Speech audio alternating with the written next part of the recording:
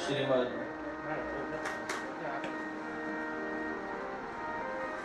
ભાગવત સપ્તાહ જ્ઞાન યજ્ઞ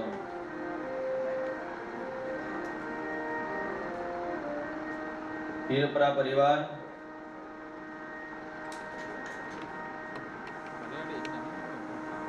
મૂળ ખડખડ ગામને આંગણે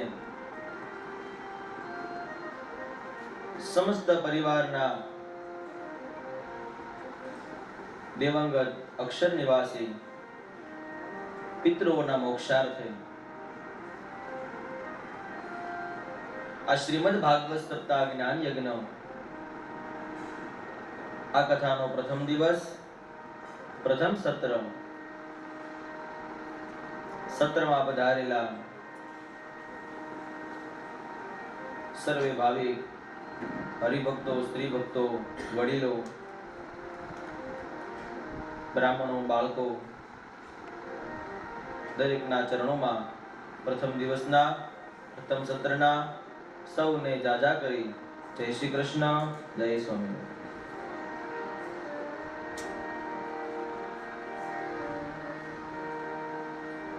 ભગવત કથા, દેવ કથા, લીલા ચરિત્રની કથા. આ કથા કદાચ વ્યાસાસને કોઈ પણ બેઠો હોય, બ્રાહ્મણના બ્રહ્મ સ્વરૂપની અંદર, વિપ્ર સ્વરૂપની અંદર કોઈ પણ આ ગાદી પર બેઠો હોય અને જે તમને કથા શ્રવણ કરાવતો હોય તો દેવની કથા છે એ હંમેશાને માટે દિવ્ય છે. ભગવાન દ્વારા આ કલિયુગના સમય દ્વારા તમને કથાના વક્તવ્યના મુખ અલગ મળશે, અમને શ્રોતા પણ અલગ મળશે. પણ કથા આજથી 1000 વર્ષ પહેલા એ જ હતી અને આજે પણ હું એ જ કહેવાનો છું. કદાચ તમે ભવિષ્યમાં કથાને સાંભળશો તો આ જ કથા મળશે. પણ કીધું એમ, જો કે આ તો ગામનું ગામ છે, ઘણા બધા લોકો અહીંયા ગામના પણ છે અને અમારે ત્યાં સિટી શહેર કરતા વધારે અહીંયા ભગવત કાર્ય થાય, કથાઓ થાય, દર વર્ષના નિયમ હોય છે. પણ કોઈ દિવસ આપણને એકને એક કથા સાંભળી હોય તો એમ ન થાય કે આ કથા તો આપણે સાંભળી છે, હમણાં દાદા આ કહે છે. પણ આપણને કથા સાંભળવાનો કંઈક એમાં ભાવ થાય કે હજી આ કથા એકવાર આપણે સાંભળી, હજી એક વખત સાંભળી. કારણ એની અંદર દેવરૂપી તત્વ પડેલું છે. આગળ કથા આવશે. ભગવાન કૃષ્ણ ઉદ્ધવજીને કહે છે, કૃષ્ણ સ્વધામ જાય છે ત્યારે ઉદ્ધવજી કહે છે, ભગવાન તમે સ્વધામ તો વધારો છો પણ પછી આ પ્રજાનું શું? અમારે તમારું શેમાં ભજન કરવું, શેમાં તમારા દર્શન કરવા? ત્યારે ભગવાન કૃષ્ણ પોતે કહે છે, ઉદ્ધવજી મારું જે શરીરનું તેજ છે, પુંજ છે, એ હું ભાગવતજીની અંદર મૂકું છું. એ ભગવાન પોતાનું તેજ ભાગવતજીની અંદર મૂકીને ગયા છે. એ તેજને મારે તમારે શ્રવણ કરવાનું છે.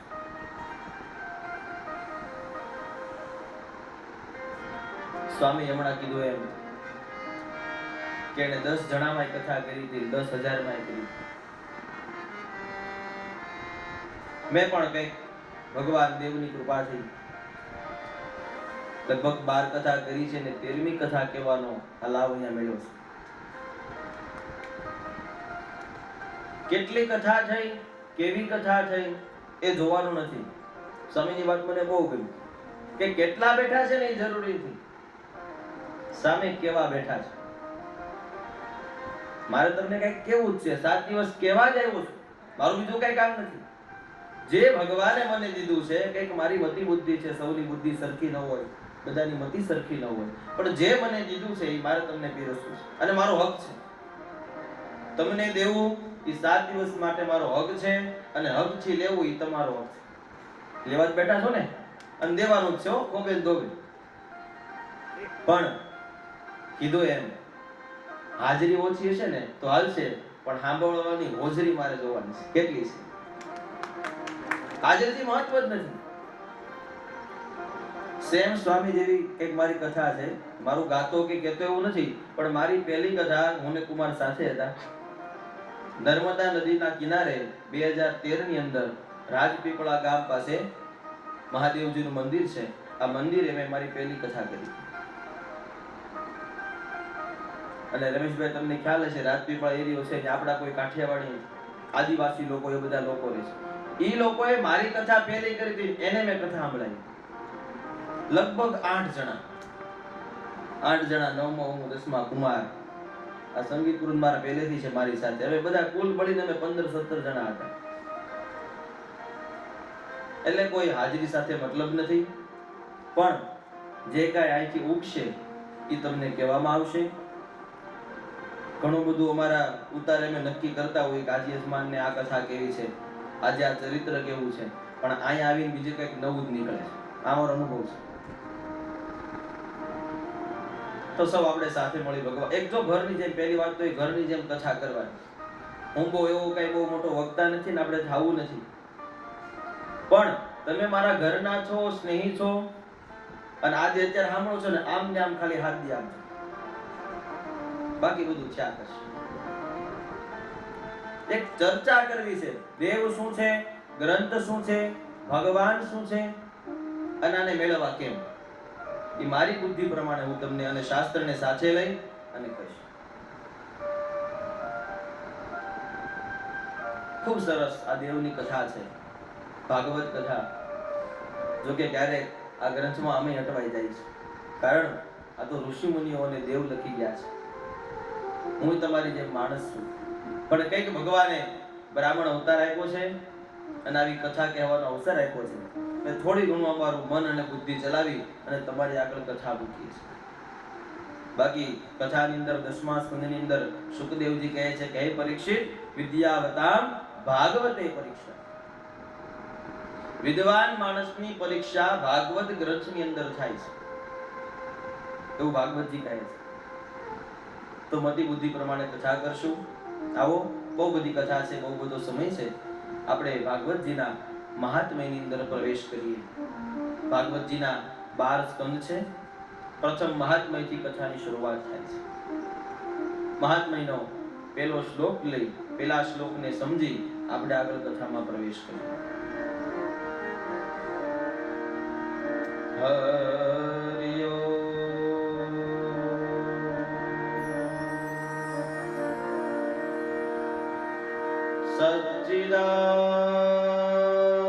સચ્ચિદાનંદ રૂપાય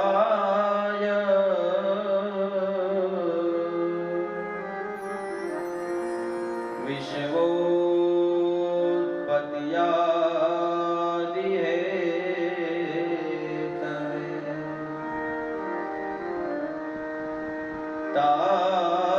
તાપત્રય વિનાશાય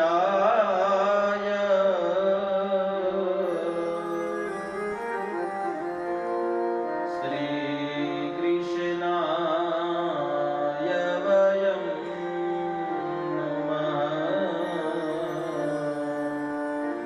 શ્રી કૃષ્ણાય વયમ નમઃ.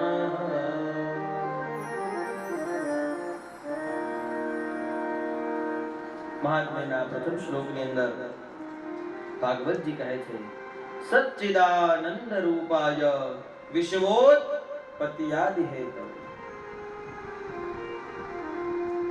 સંસ્કૃત શ્લોકની અંદર એક એક શબ્દની અંદર એક આખું પેજ લખી શકો ને એટલો ભાવાર્થ હોય છે.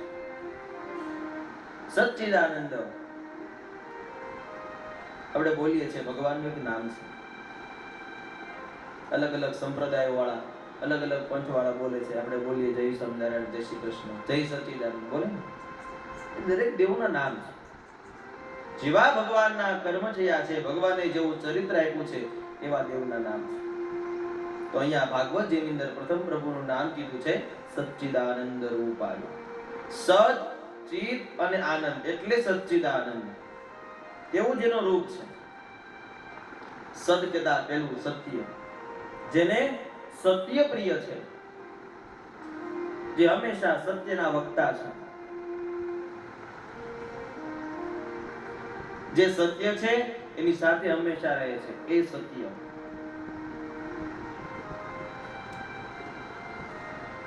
સત કાર્યને સમજે છે, સત કાર્યને જાણે છે, સત ભાવને જાણે છે, એ સત, એ જ સત્ય. ગ્રંથમાં તો બહુ બધા અર્થ કીધા છે. એક શ્લોક સમજાવે તો 2 દિવસ લાગે, પણ જેટલું સમય શક્તિ આપણી પાસે છે, સત, ચિત, સત, ચિત અને આનંદ, આ 3 વસ્તુથી આ શબ્દ બને છે. ચિત કેતા મન, તમારા મનની એકાગ્રતા. તમે જો એક શ્રવણ અધિકારી બનીને બેઠા છો, કથાના શ્રોતા કરીને બેઠા છો, તો પહેલું તમારું ચિત્ત અહીંયા હોવું જરૂરી છે. જો તમારું મન અને ચિત્ત અહીંયા નથી તો કથા ઉતરતી નથી. ઘણીવાર આપણે બધાને કહેતા હોઈએ છીએ કે અમે તો બહુ કથા સાંભળી નાખી. શું કર્યું? સાંભળીને નાખી દીધું. પણ આ એક કથા એવી છે, રમેશભાઈ પણ મને વાત કરી છે, દાદા બહુ કથા કરી, બહુ મોટા સમયા કર્યા. હું કીધું તું વેઠનું કર્યું છે ને હું ઠેઠનું કરવાનું છે. બહુ સમયા કર્યા. હવે પોતાના માટે, પોતાના પરિવારને માટે, પોતાના પિતૃઓને માટે આ કથા સાંભળવી છે. અને જો આ કથાને સાર્થક કરવી હોય તો દરેક પરિવારે, જેટલા અત્યારે બેઠા છો, બધાએ તમારા ચિત્ત અને મનને ભગવાનને સમર્પિત કરી દેવાનું છે. કારણ કે આ કથાથી, આ શ્રવણથી તમારું મંગલ થાય, તમારા પિતૃઓનું મંગલ થાય. અને જો આપણું મંગલ થાય ને તો જ આપણે બીજાનું મંગલ કરી શકીએ. તમારી પાસે કંઈક છે તો તમે કોઈકને આપી શકશો. સત, ચિત્ત, ચિત્તની એકાગ્રતા અને આનંદ. સદાય જે વ્યક્તિ આનંદમાં રહે છે, આનંદ કેતા હસમુખું રહેવું. તમારા મુખારવિંદને, તમારા મુખને હંમેશા હસતો ચહેરો રાખો. કોઈ ખામું મળે તો બે વાત કરવાના પણ મન થાય, હંમેશા એવો ચહેરો રાખો. મને તમને બધાએ સરખા જ ચહેરા આપ્યા છે. મોઢું બગડો કહેતા દાંત કાઢવા તો હારે ને, હસવું હારું ને. આનંદ, દુઃખ હોય, સુખ હોય, ગમે તેવી પરાકાષ્ઠા સર્જાય પરિવારની અંદર, આ સમાજની અંદર, તમારા ધંધાકીય ક્ષેત્રની અંદર, આનંદમાં રહેજો. એટલે દુઃખને એમ થાય કે અહીંથી બીજા જાય તો આનંદમાં જ રહેશે. આને કઈ ફેર પડતો નથી. જો તમારા આંગણે દુઃખ, આર્થિક દુઃખ નહીં સમજતા હો, આર્થિક દુઃખ તો બધાને છે અને રહેવાનું છે. જાશું ક્યાં? તમારા મનની અંદર પરિવાર રૂપી દુઃખ, તમારા મનનું પોતાનું દુઃખ, હું કોણ છું, હું ક્યાં છું, હું અહીંયા શું કામ છું, મને કોણે અત્યારે અહીંયા મોકલો છે, મારે શું કરવાનું છે, હું કયા કુળનો છું, કયા પરિવારનો છું. આ બધું ઘણીવાર મને તમને પોતાને આપણે અંદરથી પ્રશ્ન આવતા હોય, અને આવવા જ જોઈએ.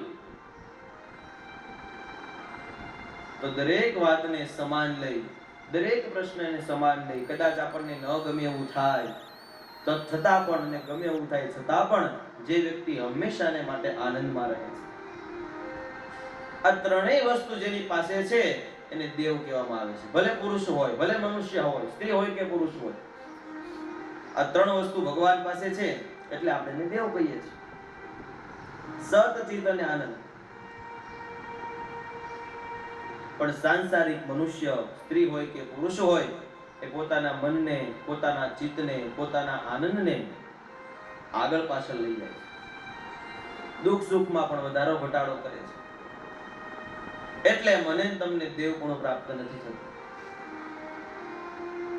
આગળ જીવનમાં થાય કે ન થાય, પણ આ 3 દિવસ સુધી ખૂબ ચોક્કસ ધ્યાન રાખવાનું છે આ 3 વસ્તુનું. એટલે હું, તમે, આ દેવ ભગવાન બધા દેવ સ્વરૂપ બનવાનું છે. દેવમ ભૂતવા દેવમ યજેત. દેવની કથા સાંભળવા માટે દેવ જેવું બનવું પડે. શ્રોતાએ પણ અને વક્તાએ પણ. ત્યારે જ આ કથા આપણા જીવનની અંદર આવે છે. સચ્ચિદાનંદ રૂપાય વિશ્વોત્પત્ત્યાદિ હેતવે. જેને સમગ્ર જગતની, વિશ્વની ઉત્પત્તિ કરી છે,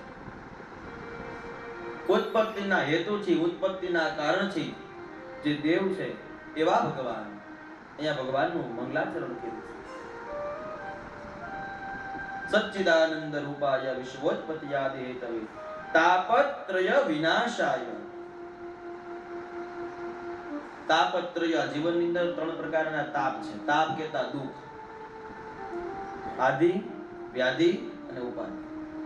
તાપત્રય વિનાશાય, આપણા જીવનમાં આવતી આદિ, વ્યાધિ અને ઉપાધિ આનું હરણ કરનાર કોઈ દેવ હોય એવા દેવને અમે નમસ્કાર કરીએ છીએ. આદિ દૈવિક, આદિ ભૌતિક અને આધ્યાત્મિક, બહુ બધા આના ભાવ છે, અલગ અલગ ભાવ છે. પણ કથાના માધ્યમથી ભાવ સમજીએ તો જે કાંઈ આપણને આદિ, વ્યાધિ અને ઉપાધિ આ 3 રૂપી દુઃખ આવે છે, આ દુઃખમાંથી જે આપણને મુક્ત કરાવે એવા શ્રી કૃષ્ણાય વયમ નમઃ, એવા ભગવાન કૃષ્ણ પરમાત્માને વયમ કહેતા અમે બધા નમસ્કાર કરીએ છીએ.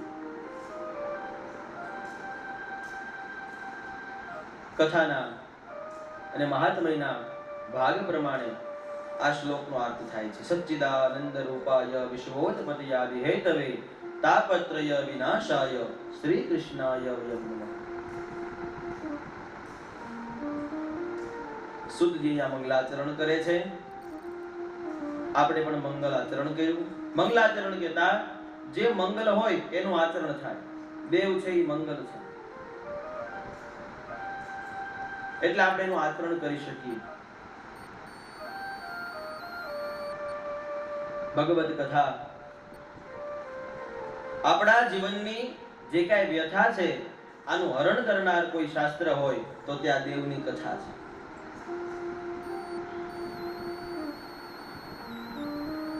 ભાગવત શાસ્ત્ર કહે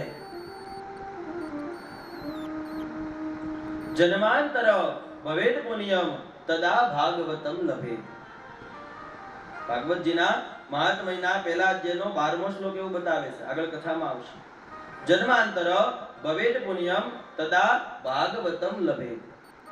મારા અને તમારા કંઈક જન્મો જન્મના પુણ્ય ભેગા થયા હોય ત્યારે જ આ ભાગવત કથા સાંભળવાનો લાભ મળે, એવું આ સૂક્તનો અર્થ છે.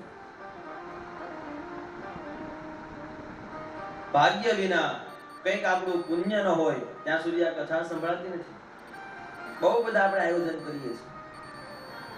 અમારા સુરતમાં જ્યાં બધી બહુ બધી પાર્ટી છે, અલગ અલગ પ્રકારની, જે જોઈએ આવું ઘણાને કરવું છે. સંપત્તિ છે, આર્થિકતા છે, બધું છે, પણ ભગવાનની કૃપા વિના અને કંઈક તમારા પુણ્ય વગર આ કાર્ય તમારા ઘરે થઈ શકતું નથી.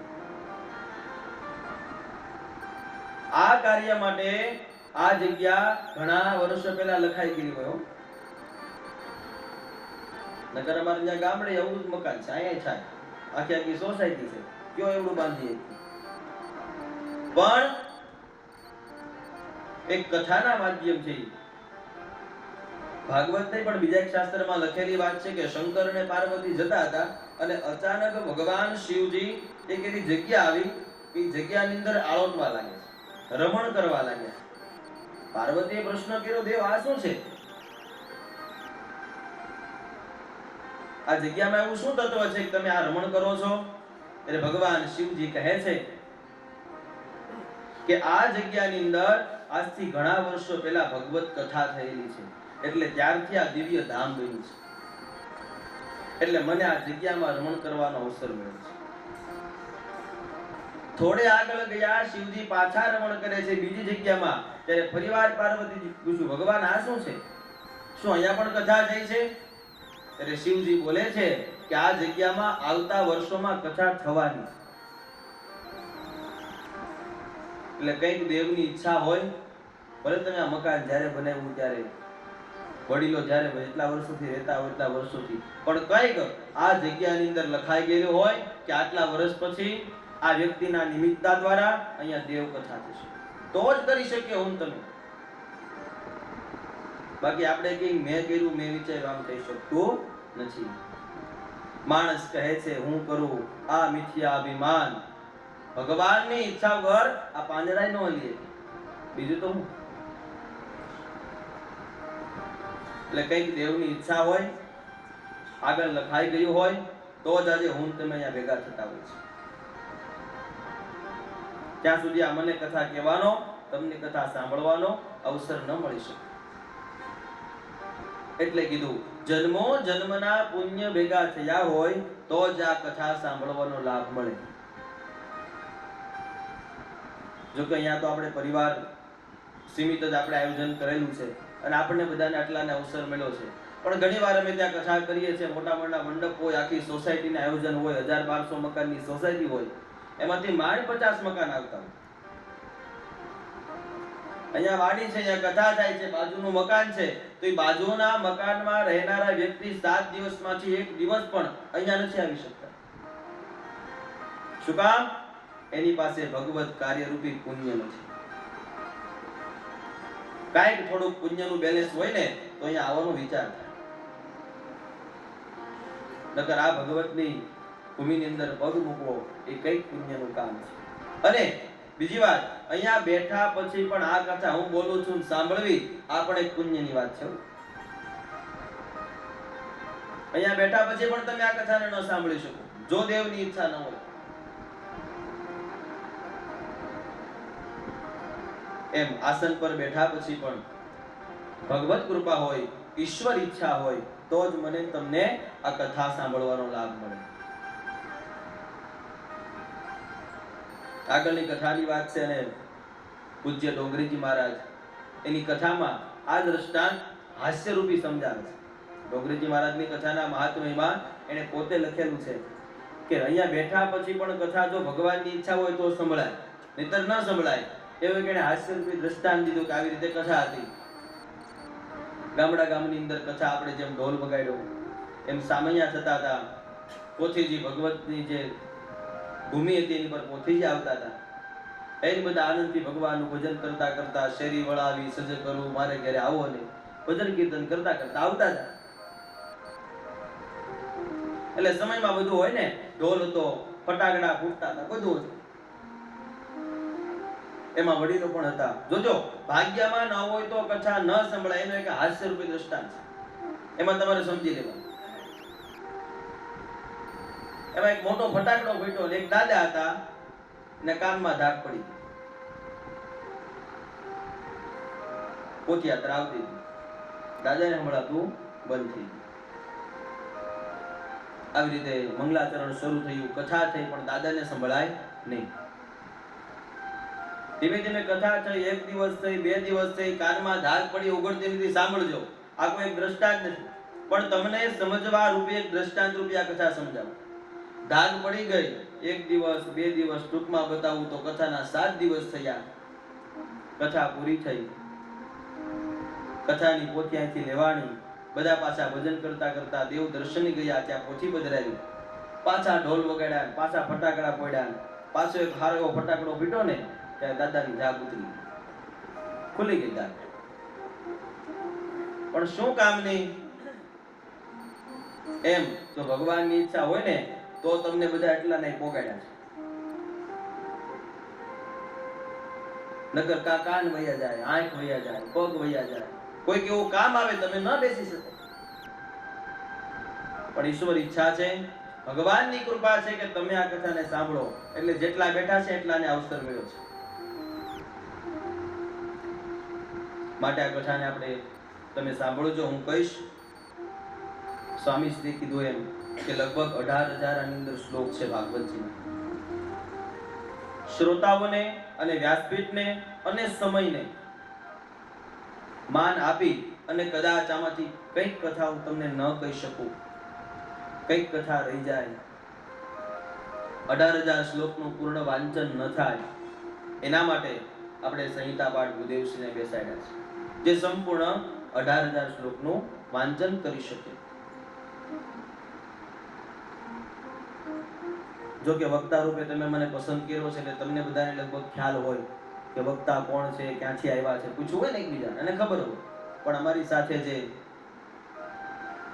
ભૂદેવશ્રીઓ છે, સંગીત ગુરુ છે, ટૂંકમાં તમને પરિચય આપી દઉં.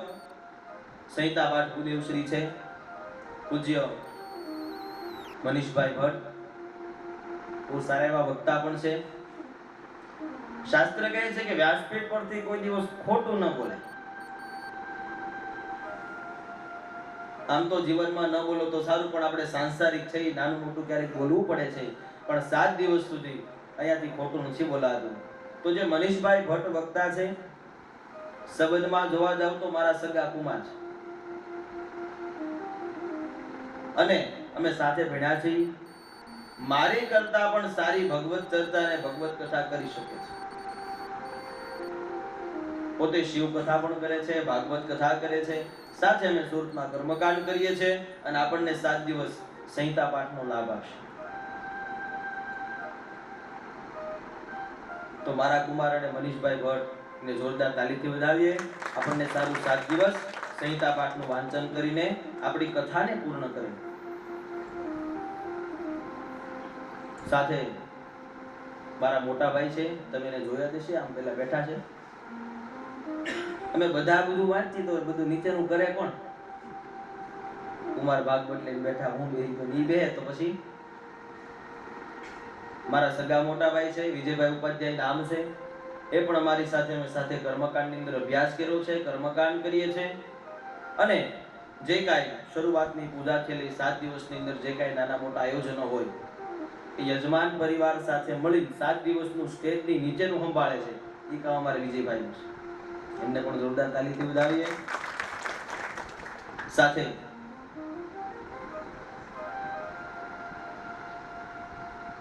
ગમે તેટલી ભગવત ચર્ચા કરો, પણ ભાગવતજીની અંદર લખેલું છે કલૌ કેશવ કીર્તન.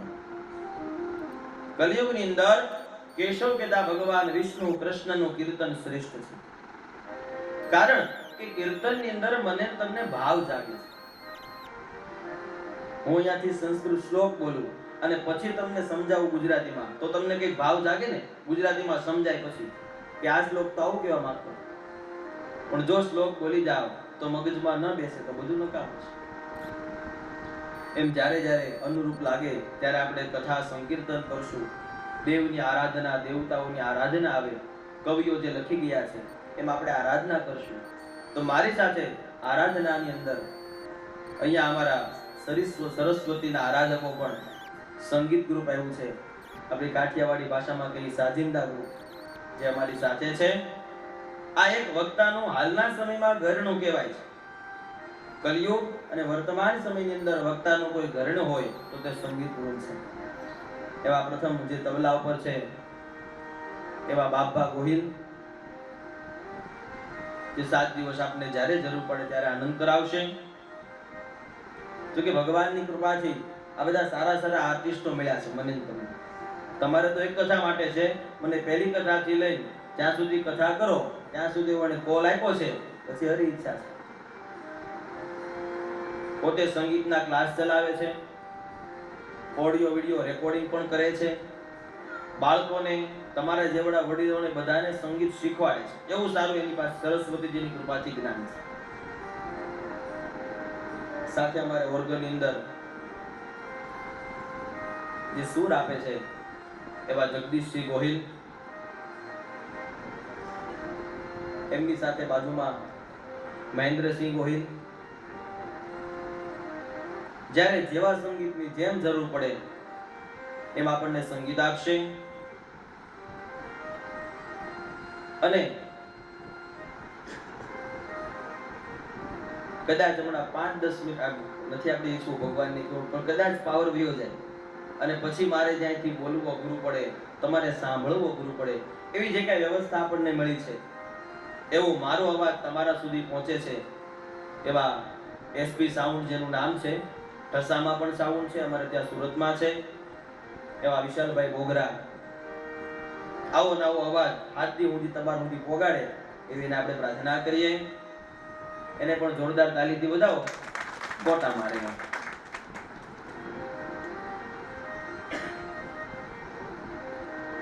આ શૂટિંગ વાળા ભાઈ થી અજાણ છો, શું નામ છે ભાઈ?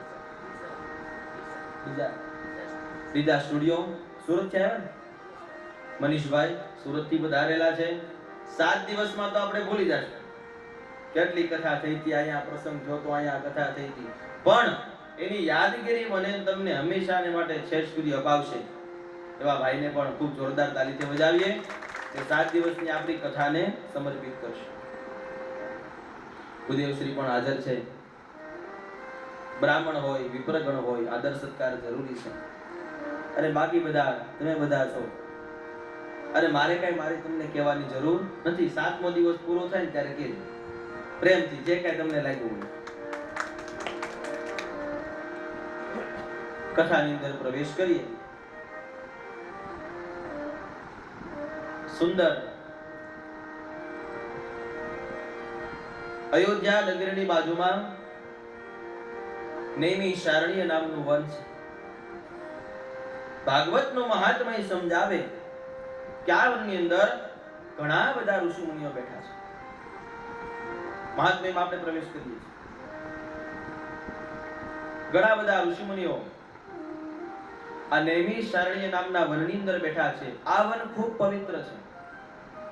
આ વનના દર્શન કરવાથી, આ વનમાં બેસીને ભગવત ચર્ચા કરવાથી, આ વનની અંદર વિતરણ કરવાથી જીવ મોક્ષને પામે છે. આવું સુંદર નૈમિષારણ્ય નામનું વન છે. ભાગવત કથાનું મહાત્મ્ય કહે છે આ વનની અંદર એક સાથે 88,000 ઋષિ મુનિઓ બેઠા હતા. આમની સામે એક સૂતજી. આ સૂતજી વેદ, શાસ્ત્ર, પુરાણ, ગ્રંથ, કથા, કીર્તન, ભજન, ભક્તિને લગતું બધું જ જાણતા. જે પ્રશ્ન કરો એની પાસે ઉત્તર હતો. આવા દ્વેષ સ્વરૂપ અને દેવ અંશ એવા સૂતજી સામે બિરાજમાન છે. ભગવત ચર્ચા થતી હતી, દેવ ચર્ચા થતી હતી. એવામાં શૌનક ઋષિએ સૂતજીને પ્રશ્ન કર્યો છે, હે મહામુનિ, હે દેવ સ્વરૂપ, અમારી તમને કરબદ્ધ પ્રાર્થના છે અને એક પ્રશ્ન છે. કલિકાળની અંદર મનુષ્યના જન્મને સાર્થક કરવા માટે આ જન્મને કંઈક જીવીને જવા માટે કયો ઉપાય શ્રેષ્ઠ છે? કોઈ પણ એક સાધન બતાવો જેનાથી અમને મુક્તિ મળે. ઘણીવાર આપણે આપણા સદગુરુ પાસે ઈચ્છા રાખતા હોય છે, અમને કોઈક એવો શ્રેષ્ઠ મંત્ર આપો કે જેનાથી અમારું જીવન સાર્થક થાય. અમને કંઈક એવું જ્ઞાન આપો, અમને અમારા જીવનનો રોજનો કંઈક એવો નિયમ આપો કે જેનાથી અમારું જીવન સાર્થક થાય. આપણે ઈચ્છા રાખીએ છીએ. એમ અહીંયા શૌનક ઋષિ દ્વારા, દરેક ઋષિ દ્વારા પ્રશ્ન સૂતજીને થયો છે કે કલિકાળની અંદર જે મનુષ્ય દુખી થાય છે તો એને સુખરૂપ કથા શું છે? સુખરૂપ કર્મ શું છે? આટલું સાંભળતા સૂતજી કહે છે, કલિકાળની અંદર મનની શુદ્ધિને માટે, મૃત્યુરૂપી ભયને નાશ કરવાને માટે શ્રીમદ ભાગવત સિવાય કોઈ શ્રેષ્ઠ નથી. કથા સિવાય કોઈ શ્રેષ્ઠ નથી. અત્યારે મૃત્યુનો ભય છે મને તમને બધાને, પણ આ જ કથા 7મા દિવસે પૂરા એક ચિત્તથી, એક ભાવથી સાંભળી હોય ને તો 7મા દિવસથી તમને મૃત્યુનો ભય વહી જશે. 100%ની વાત. પછી એમ થઈ જાય ભલે કાલે મૃત્યુ આવ્યું. કારણ કથાનો એક નિયમ છે કે ભાગવત છે ને એ માણસનું મૃત્યુ સુધારે છે, અને રામાયણ છે એ માણસને જીવતા શીખવાડે, અને ભાગવત મરતા શીખવાડે કે ભાગવત સાંભળ્યા પછી હવે પછીનું જીવન કેમ જીવવું, પરિવારમાં, સમાજમાં, દેવ સામે કેમ રહેવું. આ મને તમને ભાગવત સમજાવે છે, અને સમજવા માટે જ આપણે બેઠા છીએ. એટલે મૃત્યુરૂપી ભયને કોઈ નાશ કરવા કોઈ કર્મ હોય, અને મન રૂપી આ બુદ્ધિ રૂપીને સ્થિર કરનારું કોઈ કાર્ય હોય તો સૂતજી કહે છે કે હે શૌનકજી, આ દેવની કથા છે. કોઈ પણ પછી કથા તમે લો, ભાગવતની કથા લો, રામાયણ કથા લો, સત્સંગી જીવન. જોકે મારી વિષય ભાગવતનો છે, પણ કઈક હરિકૃપાથી, ભગવત ઈચ્છાથી બહુ બધા સત્સંગી જીવનના પારાયણ કર્યા છે. એ ગ્રંથ પણ મને બહુ ગમે છે. સાધુ સંતો સ્વામીએ જેને ગ્રંથરાજની ઉપમા આપવામાં આવી છે. કોઈ પણ ગ્રંથ, કોઈ પણ કથાને સમજો તો માણસ ભયમાંથી મુક્ત થાય છે. આવું સુતજી શૌનકજીને કહે છે. સુતજી કહે છે કે સાંભળો શૌનકજી, જ્યારે પરીક્ષિત રાજા આગળ કથા આવશે, પરીક્ષિત રાજા જ્યારે સુખદેવજી પાસે કથા સાંભળતા હતા ને, ત્યારે આકાશ માર્ગમાંથી દેવતાઓ આવે છે. શું લઈને આવે છે? અમૃતનો કલશ. અમૃતનો કલશ લઈને આવ્યા અને સુખદેવજીને પ્રશ્ન કર્યો છે કે સુખદેવજી, તમે જો કહેતા હોય ને તો આ અમૃત કલશ તમને અર્પણ કરીએ, તમે અમને કથા અમૃતનું પાન કરાવો.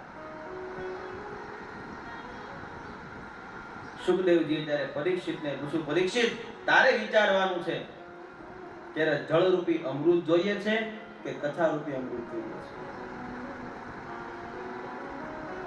ત્યારે પરીક્ષિત શ્રોતા રૂપે સુખદેવજી સમજાવે છે કે સાંભળ પરીક્ષિત, કથારૂપી અમૃતની સામે આ જળરૂપી અમૃત કાંઈ નથી. એની કોઈ ગણના નથી. કારણ કે કદાચ અમૃત પીવો ને તો આજે કાલે ગમે ત્યારે તમે તૃપ્ત થઈ જશો કે નહીં, બસ હવે તૃપ્ત થઈ ગયા, અમૃત મળી ગયું. પણ કથા અમૃત એક એવું અમૃત છે જેને તમે પીધા જ કરો, પીધા જ કરો, સાંભળ્યા જ કરો. આ સાંભળી છે ને તો પાછું આવતા વર્ષે એમ થાય કે હજી સાંભળું, હજી એક કથાને સાંભળું. અમૃત પણ એને કહેવાય જેનાથી તમને પૂર્ણ તૃપ્તિ ન થાય, એવું આ કથા અમૃત છે. અહીંયા ભાગવતની કથાનો સપ્તાહનો શ્રવણ વિધિ પણ મહાત્મ્યની અંદર બતાવે છે. સુતજી કહે છે, મહર્ષિ નારદજી ફરતા ફરતા ફરતા ફરતા નૈમિષારણ્ય, બદ્રિકારણ્ય, દંડકારણ્ય, કામ્યકારણ્ય, દ્વૈતારણ્ય, અદ્વૈતારણ્ય, આવા અલગ અલગ અદ્ભુત અને દિવ્ય અરણ્યોની અંદર ફરતા ફરતા ભગવાનનું ભજન કરતા કરતા આવે છે.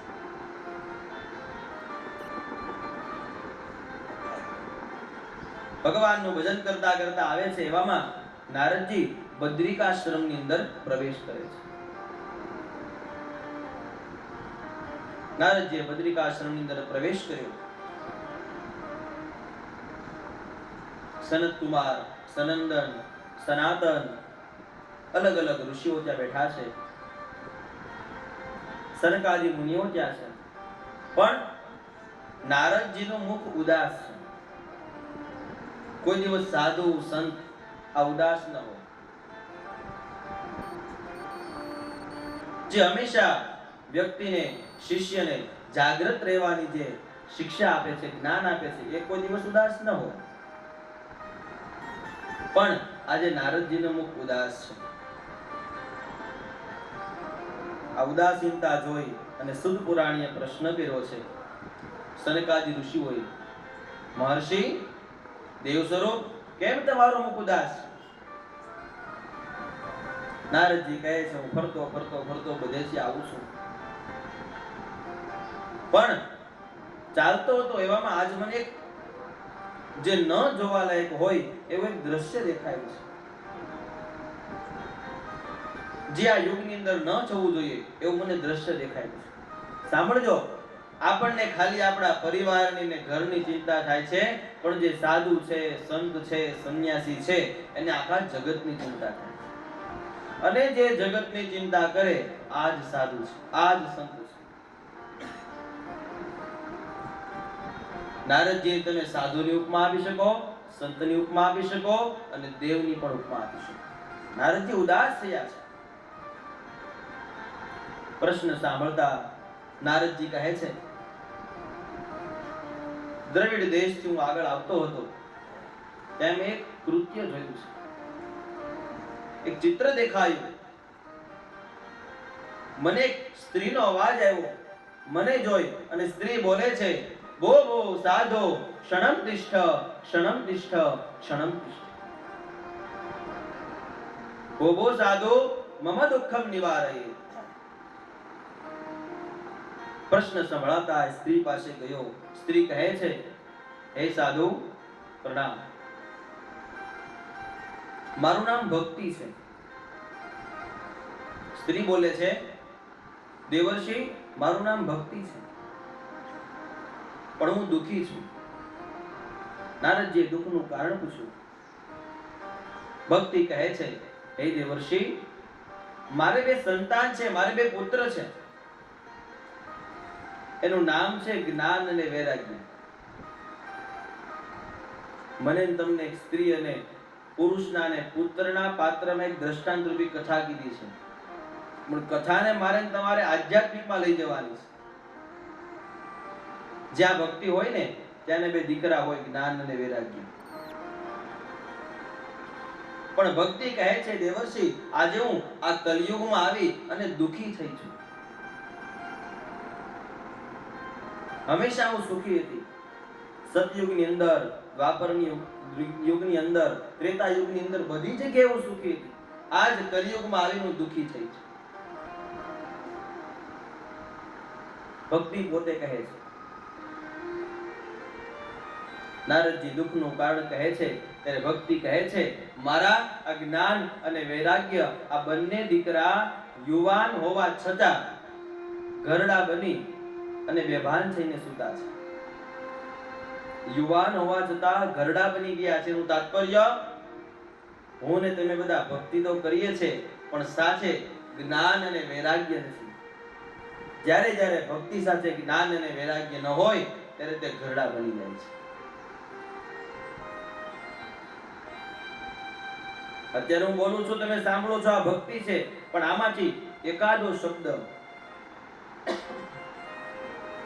એકાદી કથા તમારા જીવનમાં ઉતરી તો એ જ્ઞાન એવું કહેવાય. અને જ્યારે જ્યારે માણસના જીવનમાં જ્ઞાન આવે ને ત્યારે એનામાં વૈરાગ આવે છે. એટલે ભક્તિ તો કરો, પણ ભક્તિ સાથે જ્ઞાન અને વૈરાગ્યતા માણસના જીવનમાં હોવું ખૂબ જરૂરી છે.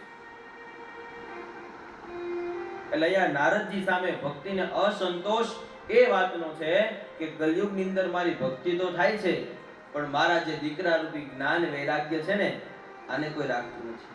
માટે આ ગરડા બની ગયા છે. તમે આને યુવાન કરો, તમે આને સજીવન કરો. આવી પ્રાર્થના સાંભળતા નારદજી, સંતનું સ્વરૂપ સાધુનું સ્વરૂપ છે.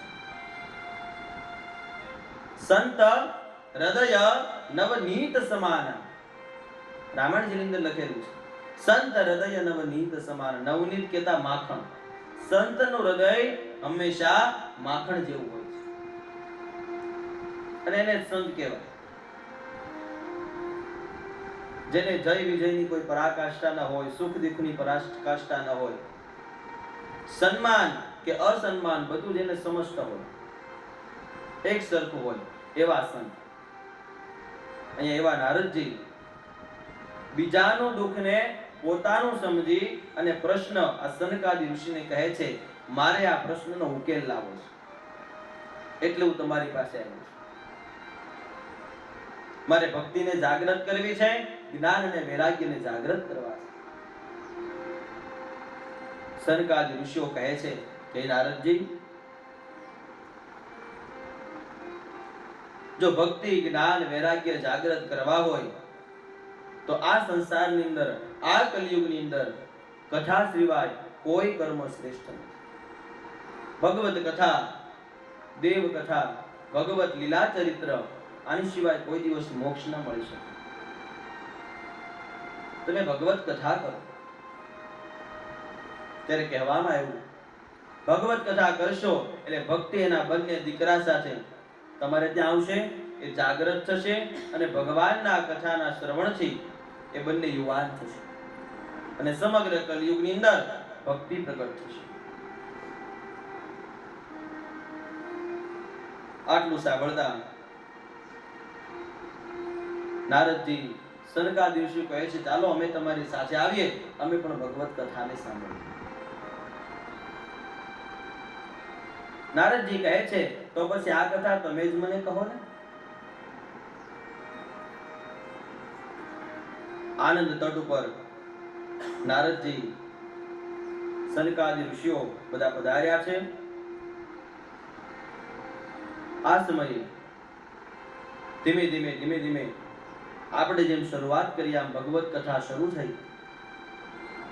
દેવની કથાનું વાંચન થયું. થોડા સમયમાં બંને દીકરા જ્ઞાન અને વૈરાગ્યની સાથે ત્યાં ભક્તિ માતા પધારે છે. ભાગવતજી તો પૂજ્ય ડોંગરેજી મહારાજ ભક્તિ મહારાણી એવું ઉપમા આપ્યું છે. કારણ જો ભક્તિ ન હોય, ભક્તિ મહારાણી ન હોય તો હું તમે દેવને પ્રાપ્ત ન કરી શકીએ. કથા સાંભળો છો એ પણ એક ભક્તિ છે.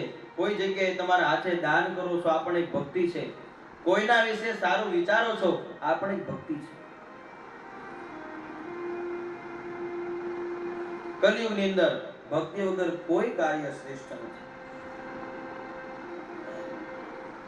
ધીમે ધીમે ભગવત કથા થઈ. ભક્તિ જ્ઞાન વૈરાગ્ય સાથે આવે છે. જેમ જેમ કથા શરૂઆત થઈ, જેમ જેમ કથા આગળ ગઈ, આમાંના દીકરા યુવાન થતા ગયા. કારણ કે કથા થઈ એટલે દરેકના જીવનની અંદર ભક્તિ આવી. ભક્તિ આવી એટલે જ્ઞાન પ્રાપ્ત થયું. જ્ઞાન પ્રાપ્ત થયું એટલે વૈરાગ્યતા આવે છે. નારદજી પરમ આનંદમાં આવે છે. કારણ જે કર્મ કરવાને બેઠા હતા આ કર્મ સફળ થયું છે એટલે નારદજી આનંદને પામ્યા છે. મોટા મોટા યજ્ઞ કરવાથી, મોટા મોટા યાગ કરવાથી જે ફળ પ્રાપ્ત નથી થતું આ ભગવત કથાથી થાય છે એવું કથાનું મહાત્મય કહે છે.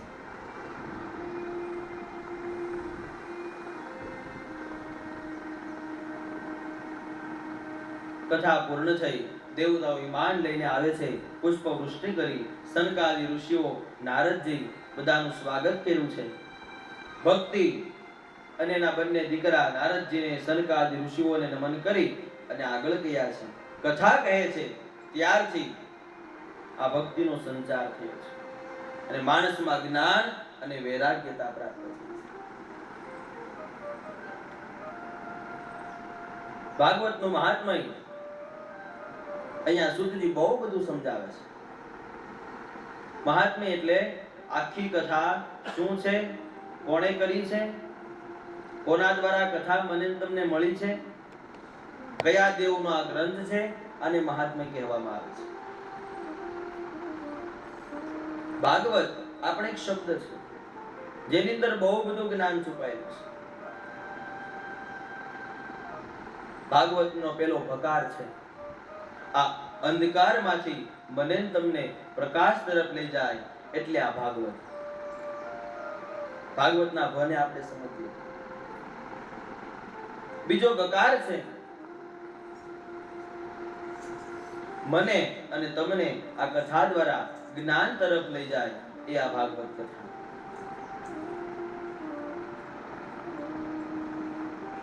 ત્રીજો વકાર છે વિકારમાંથી મને તમને મુક્ત કરે એ આ ભાગવત કથા.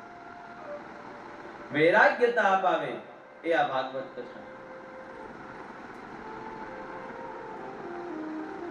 વૈરાગ્ય માણસના જીવનમાં જરૂરી છે. વૈરાગ્ય ઘણા પ્રકારના હોય. પેલો જો આધ્યાત્મિક રીતે, શાસ્ત્ર રીતે વૈરાગ્ય ગણીએ તો જે આ સંતોએ લીધો છે ને એ છે જે મને તમને નથી મળ્યો. એક આપણા આ ભાગ્ય વગરની વાત છે. હું તમને કહી શકું તો ભગવાન કહે છે કે સંસારમાં રહ્યો વાંધો નહીં, પણ સંસારમાં રહી પણ ભગવત ભક્તિ કરવી એક વૈરાગ્ય છે. બાકી માણસના જીવનમાં વૈરાગ્ય પણ ઘણા બધા આવે છે, પણ આવીને વયા જાય અને ટકી ગયો ને જેને એ આ સાધુ સંતો થયા. આપણી કાઠિયાવાડી ભાષામાં કહે છે કે મોહણીયો વૈરાગ લાગે ને આપણને બધાને લાગેલો છે. લાગ્યો જ દાદા બધાને. ઘણા બધા પરિવારના વ્યાજ્યા હોય ને આપણે જઈને વાતો કરી નો કેવો ભલો માણા કાંઈ લઈ ગયો હારે કાલ સવારે આપણે આમ વૈયા જાવ ભગવાનનું ભજન કરો, 5 સારા કામ કરો એટલે જીવને કઈક મોક્ષ મળે. બધી વાતો કરી. સ્ત્રી ભક્તો 10 દિવસ સુધી ચર્ચા કરે. બહુ સારા હતા. આમાં આપણે કાલ વ્યા જાવું કઈ ખબર નહીં પડે. ભગવાનનું ભજન કરી લે. ક્યાં સુધી આ વેરા ક્યાં સુધી લાગે? સ્મશાનની બહાર નીકળીને ઘરે આવી નાઈ લઈ એટલે હારે હારે ઉતરી જાય છે. આ વૈરાગ ન હોવો જોઈએ. અને આવો નવો વૈરાગ કથામાં પણ આવ્યો. સ્મશાનાંતે કથાનાંતે બે જગ્યાએ વૈરાગ આવે. કથામાં વૈરાગ આવે. એ તો આપણે આ શરૂઆત છે. ઊંડા ઉતરશું ને તમને નહીં અમને આવી જાય કે આ જ કરાય, બીજું કાંઈ ન કરાય. ઘરે જાવું એટલે એટલા હપ્તા અહીં ભરવાના છે ને બધા મારે ને તમારે. મેં કીધું એમ તો ઘરની જેમ ચર્ચા કરવાની છો. ભલે આપણી વિડીયો કેસેટ બને છે, બધી વાત છે, પણ મારે તમારી જેમ કઈક આ હપ્તો ભરવો છે, કાંઈ આટલું આ કરવું છે, તમારે આવું બધું છે. પણ વૈરાગ 7 દિવસ પૂરા થાય ને ત્યારે અમને એમ થાય આ સાજિંદન સારું નથી આવતું. અમને વૈરાગ આવી જાય કે આ જ કરાય, આની સિવાય બીજું કાંઈ છે નહીં. તમને પણ વૈરાગ આવશે, ભગવાન લાવે છે, પણ પછી એને ટકાવો, એને મૂકી દેવો એ આપણી ઈચ્છાની વાત છે. એટલે કથાના અંતે પણ માણસને વૈરાગ આવે છે કે ભગવત ચર્ચા જ કરાય, આની સિવાય બીજું કાંઈ છે નહીં. ભગવાન કેવું ભાગવતની અંદર લખી ગયા. એટલે ભાગવત સાંભળવાથી વૈરાગ્ય, ભગવાનને આપણે પ્રાર્થના કરીએ કાંઈ વાંધો નહીં, બધું આ પાથરી બેઠા છે, અને હવે જો સાધુ થઈ જાય તો પાછળનું કંઈક જોવું પડે. એમ અમને 7 દિવસ સુધી વૈરાગ આપજો, બરાબર ને? 7 દિવસ સુધી ફરજિયાત મારે તમારે વૈરાગ રાખવાનો છે. બની શકે તો ધંધાકીય ક્ષેત્ર છોડી દો, વધારે પડતા સાંસારિક ક્ષેત્રને છોડી દો, ભગવત ભક્તિ તરફ 7 દિવસ માટે લાગી જાઓ. મુક્તિ શું ન મળે. એમ ભાગવતનો વકાર છે એ આપણને વૈરાગ્યતાની પ્રાપ્તિ કરાવે. છેલ્લો તકાર ભાગવત તકાર છે એ આપણને તિરસ્કાર કરતા શીખવાડે. એનું નામ આ ભાગવત. ઘણી બધી જગ્યાએ મારે તમારે તિરસ્કાર કરવો પડે છે. જેને કહેવાય તિરસ્કાર ન કરો ને એને કહેવાય જડતા.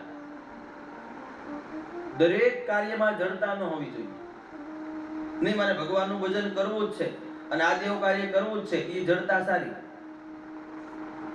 પણ કોકને આપણે નડતરરૂપ થતા હોય અને એવી જડતા પકડી રાખો, એમાંથી મુક્ત કરાવે, એમાંથી તિરસ્કાર અપાવે, એ આ ભાગવતની કથા. આ ભાગવતના તકારનું મહત્વ છે.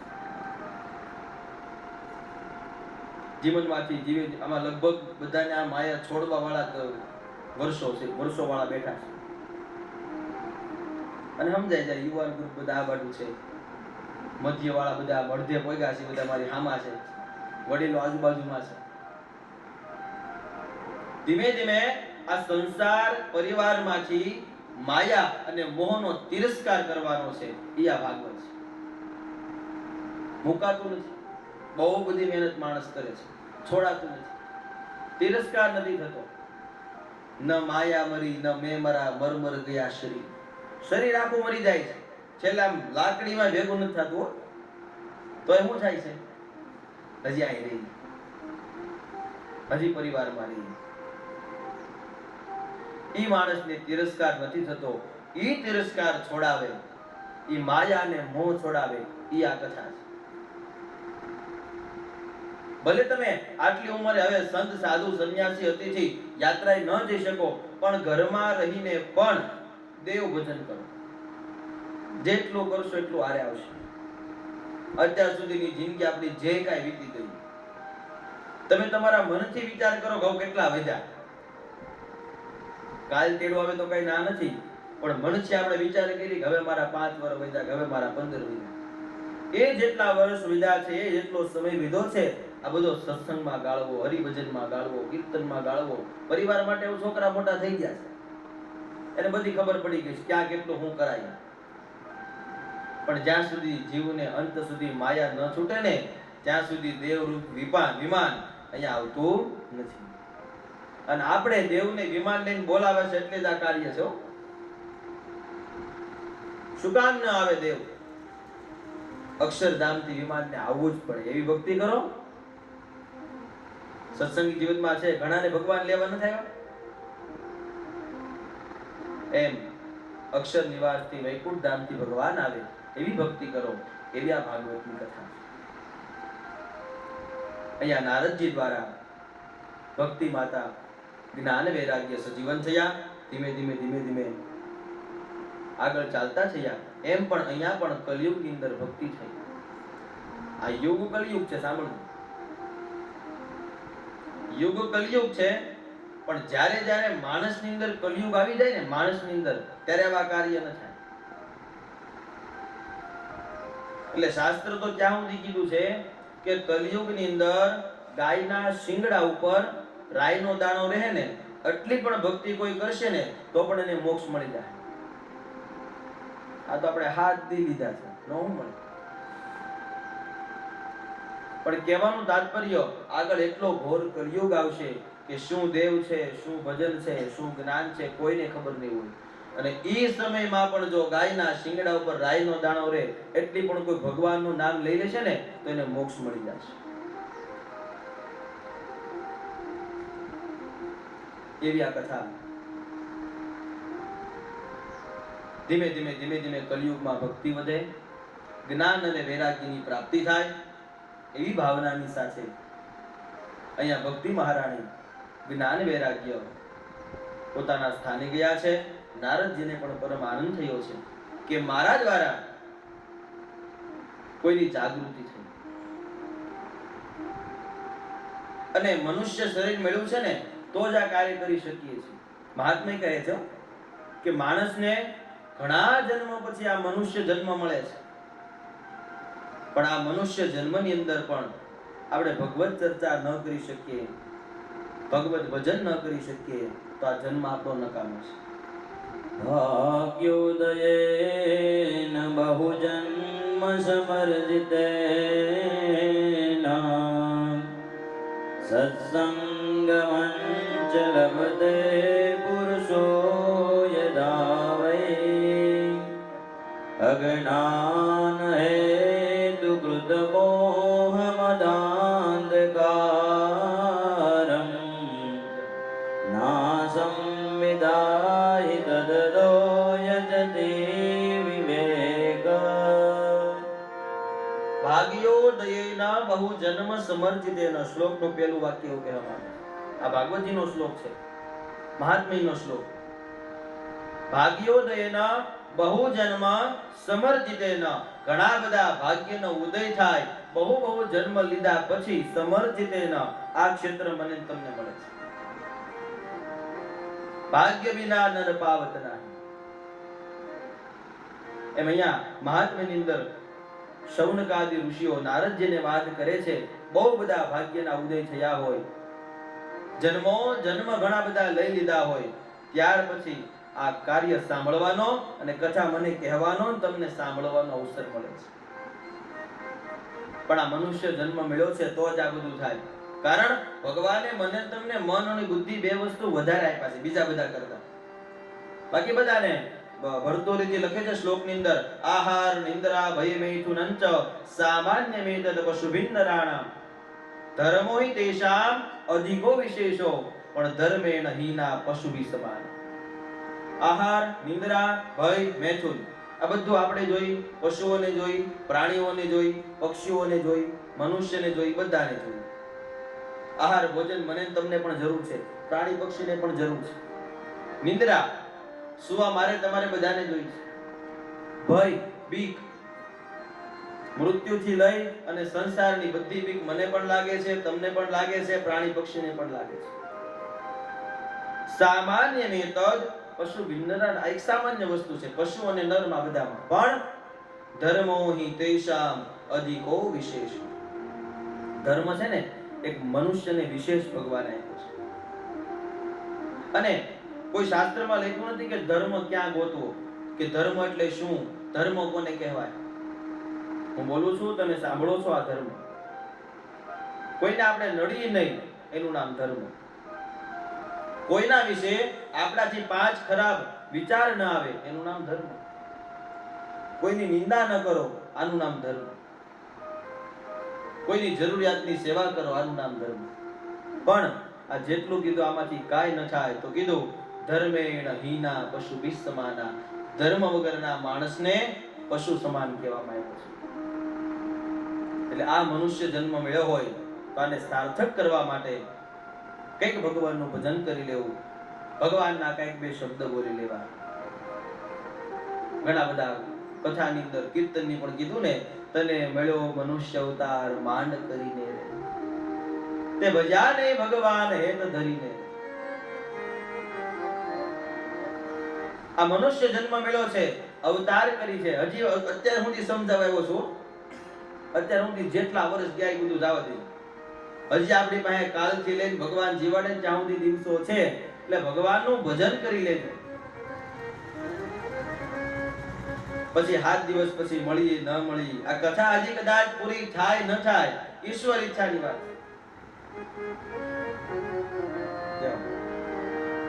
મોંઘો મનુષ્ય દેહ ફરી રે ફરીને, મોંઘો મનુષ્ય દેહ શબ્દ સાંભળજો. ફરી રે ફરીને મળે નહીં વારંવાર, મળે નહીં વારંવાર કે ભાઈ તું ભજી લે ભાઈ તું ભજી લે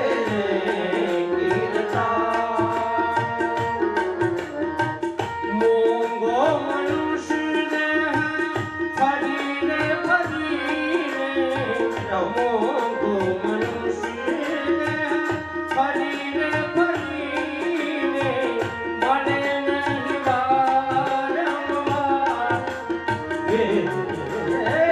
મળે નહીં વારંવાર કે ભાઈ તું ભજી લે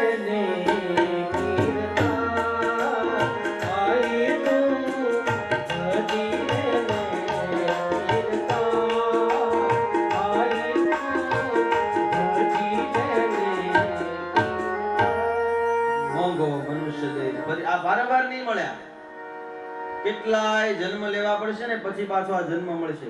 એટલે આપણે જે આવતા જન્મની વાટ જોવી જ નથી કે આવતા જન્મે કંઈક કરશું.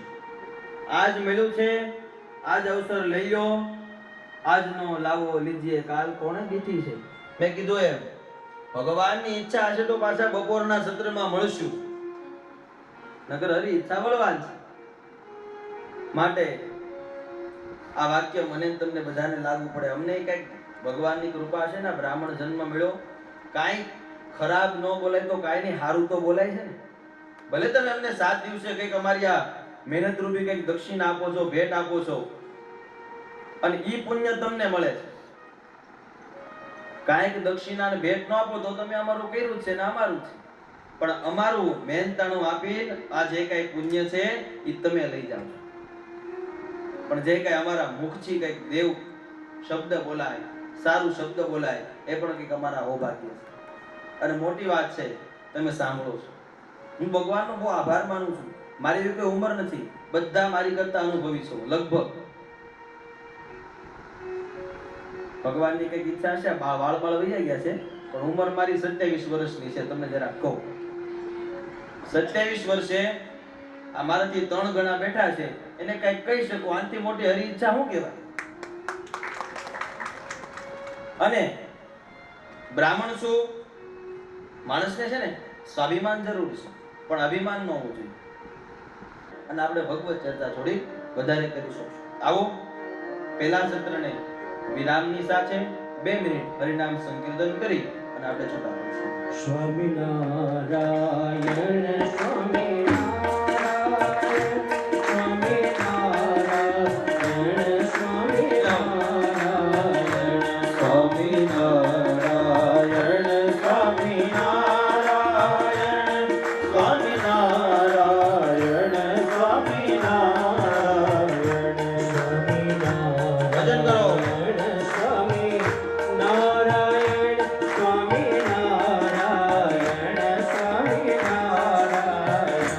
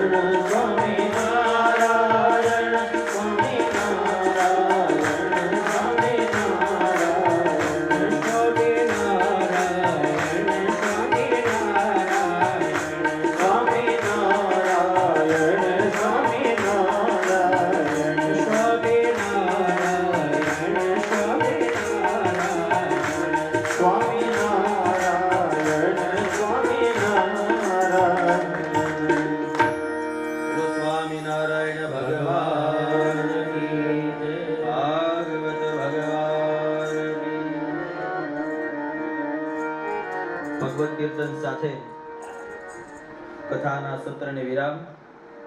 કથાના નિયમ પ્રમાણે કથાનો દિવસ પૂરો થાય ત્યારે આરતી થાળ થાય. બપોરના સમયે આપણે ભગવાનનું ભજન કરી સત્રને વિરામ આપશું. સાંજના સમયે આપણે આરતી થાળ કરી અને દિવસને વિરામ આપશું. તો આ કાર્યની સાથે આજની મહાત્મ્યની ભગવત ચર્ચાની સાથે આ સત્રને વિરામ. જય શ્રી કૃષ્ણ. જય સ્વામિનારાયણ.